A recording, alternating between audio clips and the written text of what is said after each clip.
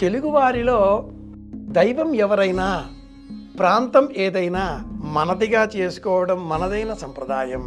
ప్రతిరోజు ఉదయం స్వామివారిని సేవించడం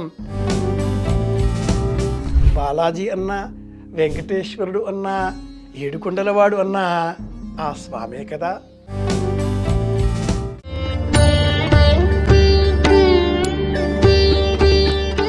భక్తివన్ ప్రేక్షకులకు నమస్కారం. కలియుగ దైవం అయిన వెంకటేశ్వర స్వామికి ఎంతోమంది భక్తులు, అలాగే తిరుమల నంబి కూడా ఆయన ఎప్పుడూ భగవంతుణ్ణి సేవిస్తూ ఉండేవారు. అలాంటి మహానుభావుల మనసులో ఎప్పుడు కోరికలు ఉండేవి కావు.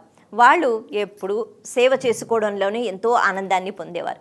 అయితే ఈ తిరుమల నంబి ఎక్కడో ఉన్న పాప వినాశనం అక్కడికి వెళ్ళి ప్రతిరోజు అక్కడి నుంచి పవిత్రమైన జలం తీసుకొచ్చి స్వామివారి యొక్క అభిషేకానికి అది వినియోగించాలి అని అర్చక స్వాములకు ఇచ్చేవారట. అంత కష్టపడి వెళ్ళేవారు అప్పట్లో. ఇప్పుడు వెళ్ళడం కూడా కొద్దిగా కష్టమే, కానీ అప్పట్లో అంటే ఇంకా కష్టం కదా, అందరూ నడిచి వెళుతూ ఉండేవారు. అటువంటి సమయంలో ఒకరోజు స్వామి చిన్న పరీక్ష పెట్టాలి అనుకున్నారు. ఒక వేటగాడి రూపంలో అదే అడవి మార్గంలో వెళుతున్నారు. ఈయన పాపం కష్టపడి అక్కడి దాకా వెళ్ళి ఒక కుండలో ఆ నీరు తెచ్చుకుని తిరిగి వస్తున్నాడు. అప్పటికే ఆయనకి వయసు అయిపోయింది, పెద్దవారైపోయారు. మరి మెల్లిగా వస్తూ ఉంటే ఈ అంటే స్వామివారు వేటగాడి రూపంలో ఉంటాడు కదా, వచ్చి తాత నాకు దాహం వేస్తోంది, నీళ్ళు ఇస్తావా అని అడుగుతాడు. అడిగితే ఇది స్వామివారి అభిషేకం కోసం పవిత్రంగా తీసుకుని వెళుతున్న నీరు, నేనైతే ఇవ్వలేను అని చెప్పి ఆయన వెళ్ళిపోతూ ఉంటారు. లేదు తాత, బాగా దాహంగా ఉంది తాత తాత తాత అంటూ విసిగిస్తూ ఉంటాడు.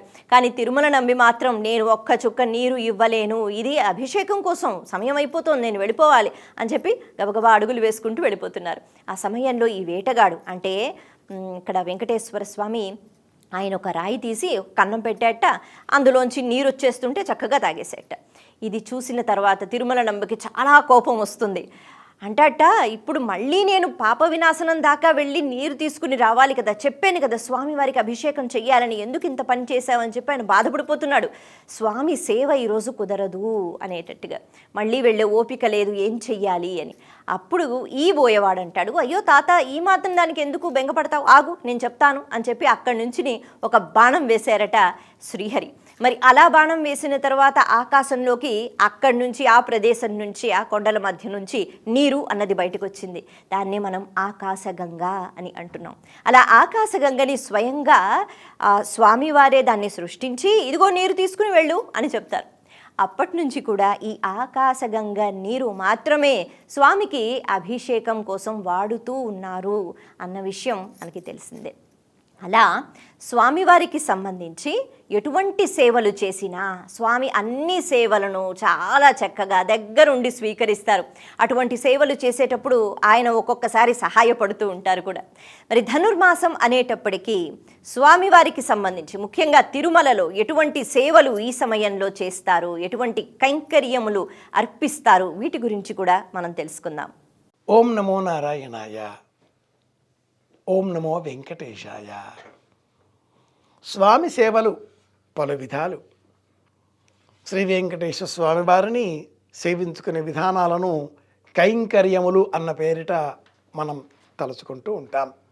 శ్రీవారి పరగణ ఆ ప్రాంతం అధిక భాగం తమిళ భాష ఆధిపత్యంలో ఉన్న నేపథ్యంలో ఆనాటి కాలంలో వేల సంవత్సరాల క్రింద స్వామిని సేవించినటువంటి ద్రవిడ దేశవాసులు సేవించే విధానంలో చేసిన స్తోత్ర పరంపరలు నాలాయిరములు అన్న పేరిట ప్రసిద్ధం. ఆ నాలాయిరముల సంపుటి నాలాయిర దివ్య ప్రబంధం. పల్లాండు అంటూ ప్రారంభం అవుతున్నటువంటి ఈ ధోరణిలో ఈ నాలాయిరములో ఉండేటటువంటి ఒకానొక స్తోత్ర భాగం శాత్తుమొరై తమిళంలో ఉంటుంది. తమిళ దేశవాసులు విశేషంగా పారాయణ చేస్తారు, వింటారు అనడంలో ప్రత్యేకత ఏమిటి అంటే, తెలుగువారిలో దైవం ఎవరైనా, ప్రాంతం ఏదైనా, భాష ఏదైనా, ప్రయోజనం కలిగించే విషయం ఏదైనా ఉంటే మనదిగా చేసుకోవడం మనదైన సంప్రదాయం. మహారాష్ట్ర ప్రాంతానికి సంబంధించిన పద్ధతులలో షిరిడి సాయినాథుడిని పూజించేవారు కోకొల్లలు.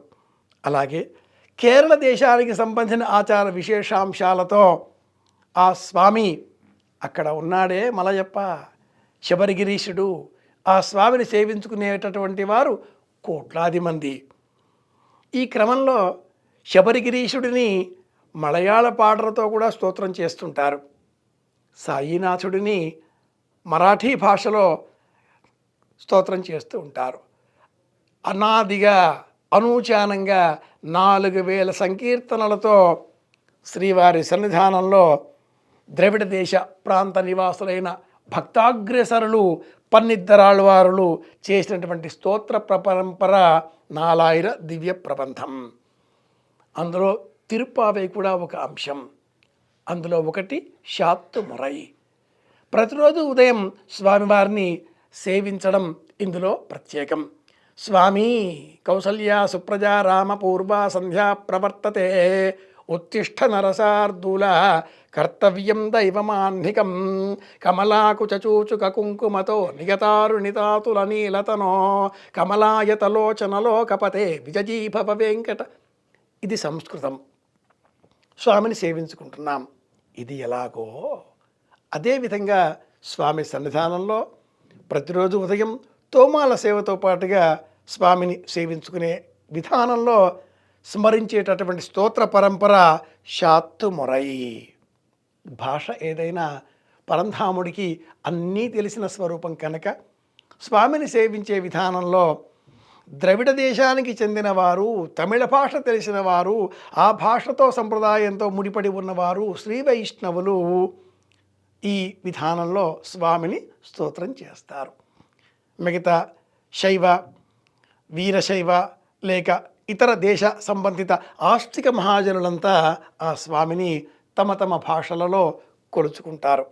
బాలాజీ అన్నా, వెంకటేశ్వరుడు అన్నా, ఏడుకొండలవాడు అన్నా ఆ స్వామే కదా. స్తోత్రం చేద్దాం, శాత్తుమురై విందాం. స్వామి అనుగ్రహంతో మళ్ళీ కలుసుకుందాం. మీ కాకునూరి. శుభమస్తు.